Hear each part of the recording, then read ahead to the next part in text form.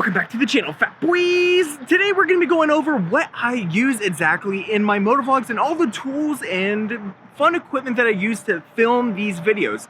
Let's get into it.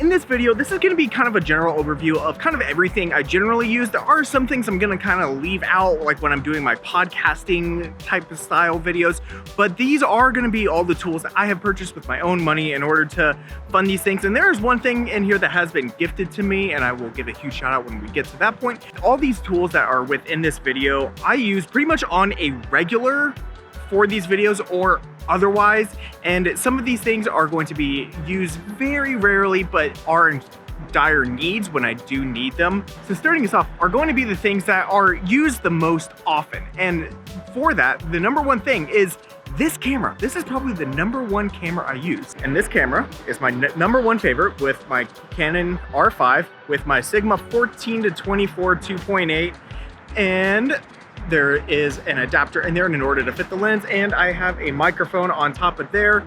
But the microphone you are actually going to be hearing me from right now is actually going to be a microphone I have right here.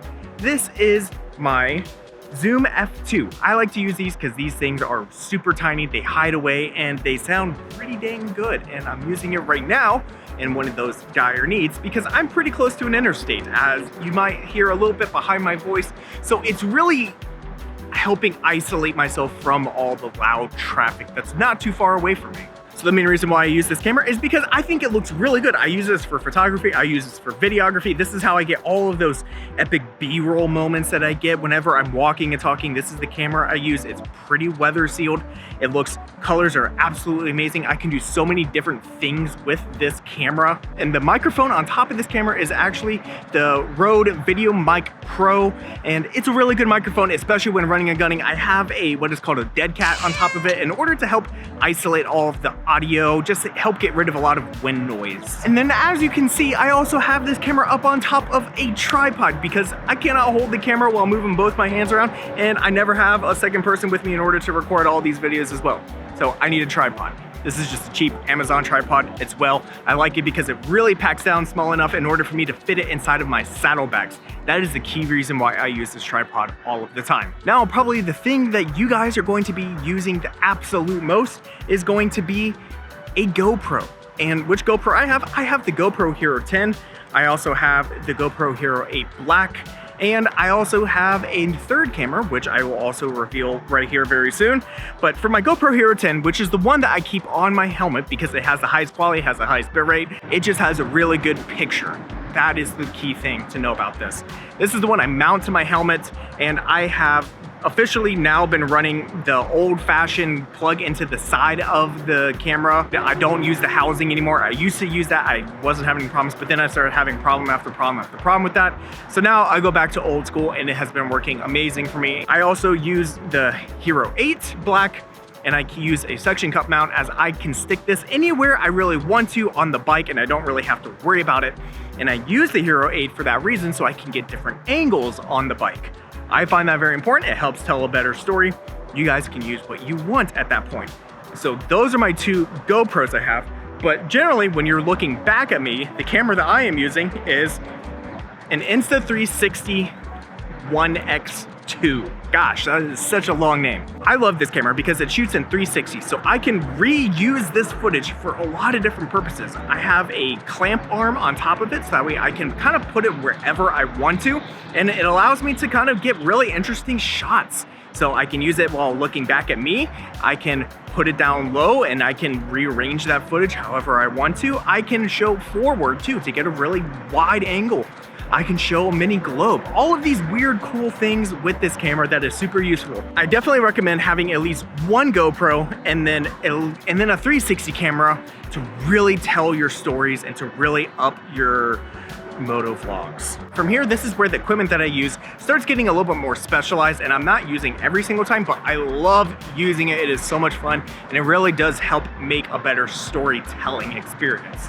So the newest one to the bunch is this big boy.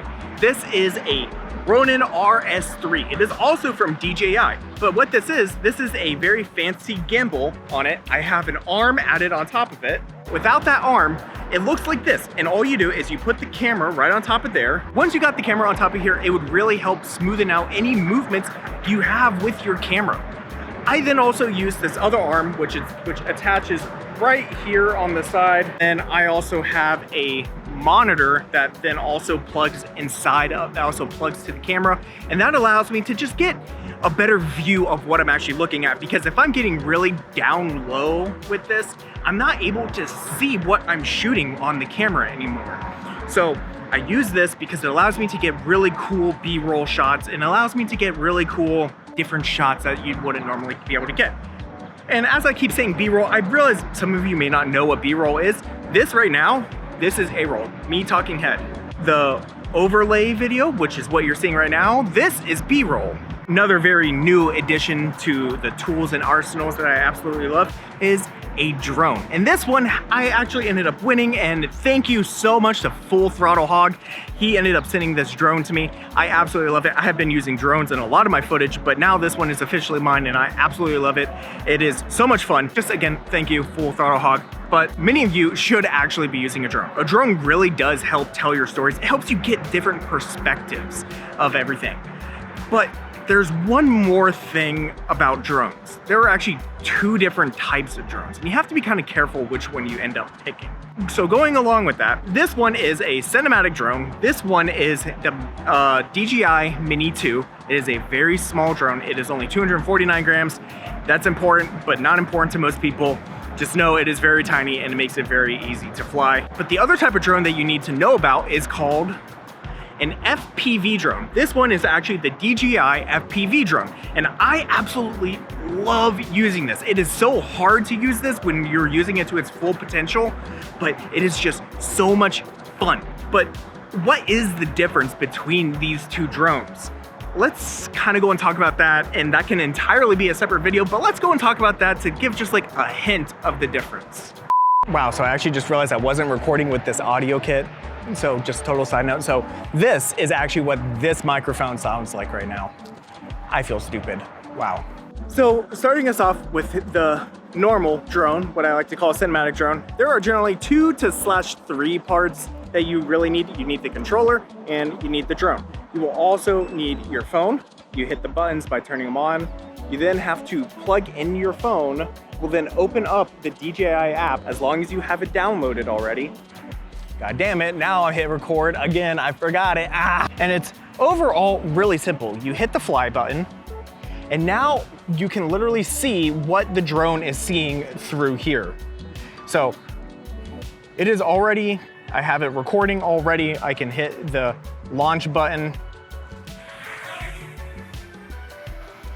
And as you see, the major difference about this drone compared to the other one is I don't have my hands on the controls. It's already just hovering there. It will go up when I tell it to. It will come down when I tell it to.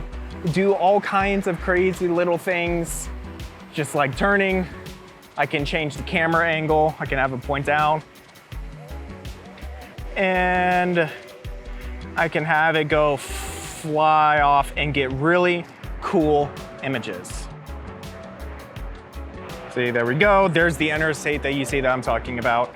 But super simple. I'm letting go of the controls. The drone is staying there. That is the amazing part about this. And so now with this drone, there are actually 3 pieces to this. As you can obviously tell, these weird things on my heads are actually the goggles in order to be able to see what's flying. I have a battery pack. The battery pack is just to help power the goggles so it's able to see everything. And the controller and the drone. So the drone, as per usual, and the controller also. You don't have to plug up your phone this time because this is gonna be the phone. That's the difference. That's why it's called first person view, because it is going to be literally your point of view while flying. This drone, however, is a lot more scary. Like a lot more scary. You have to put on the goggles. I always get nervous when flying this thing, and it's a lot faster.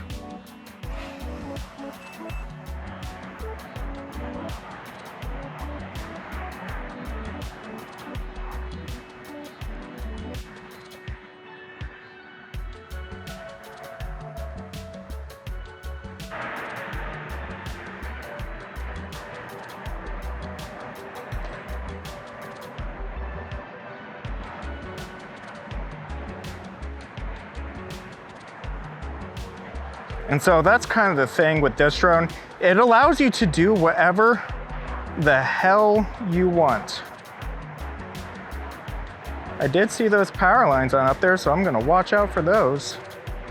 But this one takes lots and lots of practice. Oh my gosh, is this thing ever so scary to fly, because you know it's so freaking fast and dangerous and also so expensive.